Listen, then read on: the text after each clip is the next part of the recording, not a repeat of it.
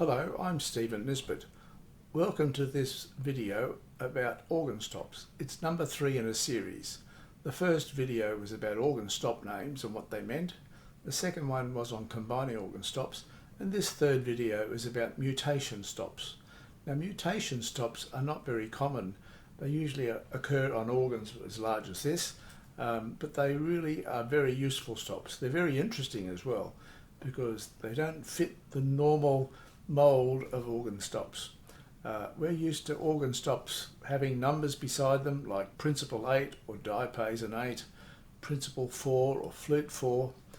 These numbers 16, 8, 4 and 2, they're all powers of 2 and they correspond to octaves on the keyboard.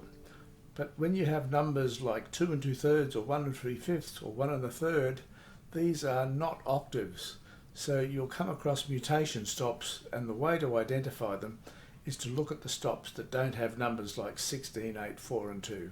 So look at something that might have 2 2/3 or 1 1/3, 1 3/5 or 5 2/3. So these mutation stops, they're not octaves, they're actually playing intervals in between the octaves. Some of them are fifths and some of them are thirds. So let me just demonstrate. Here's an 8-foot stop, which is principal 8. There's middle C. If we have the 4-foot, add, we get the octave above, 2-foot, octave above that, 16, and it's the octave below. So we have a nice principal chorus. However, we could also add, let me just add a 2 2/3. This is called the Nazard stop.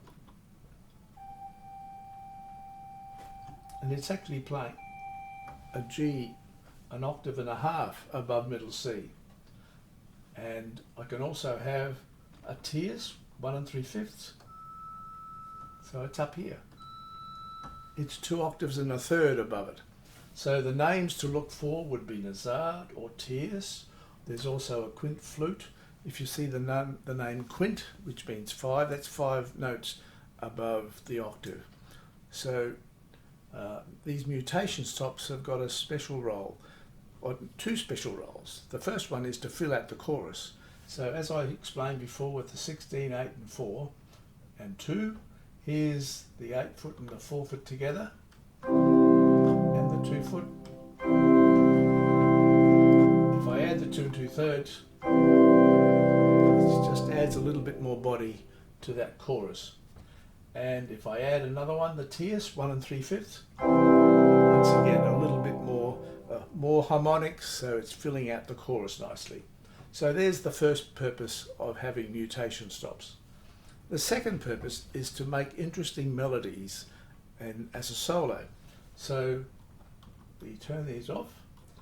If I have a nice 8-foot flute,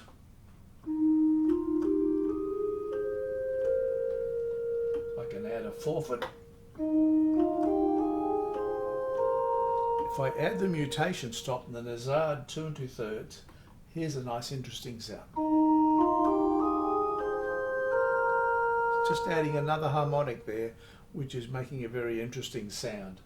So let me just play something which uses that sound as a melody.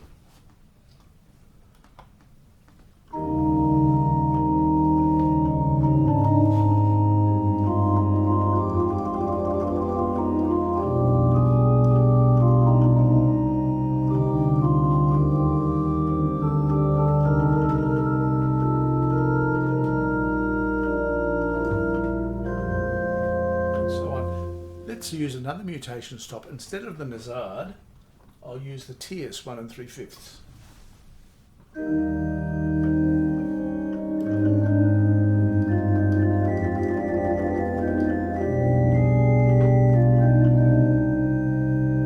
It's a very interesting sound, a very beautiful sound. Now, if I put a number of mutation stops on with the octaves as well, I can get a very interesting sound that sounds a bit like a mini trumpet. So here's an 8-foot, the 4-foot, the 2 2/3, the 1 3/5 and the 2-foot. Put the 5 ranks together and we've got a cornet mixture, and it's like a little trumpet.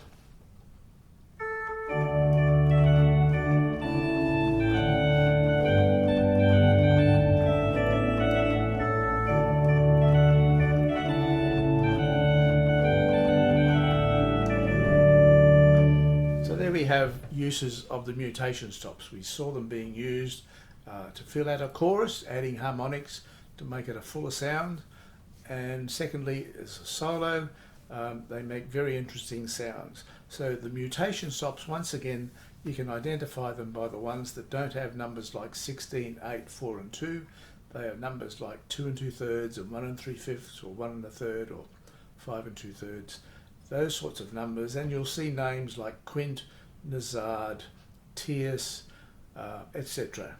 So I hope you have learned a little bit about mutation stops. If you've got an organ that you can have access to, then look out for the mutation stops and just experiment with the sounds.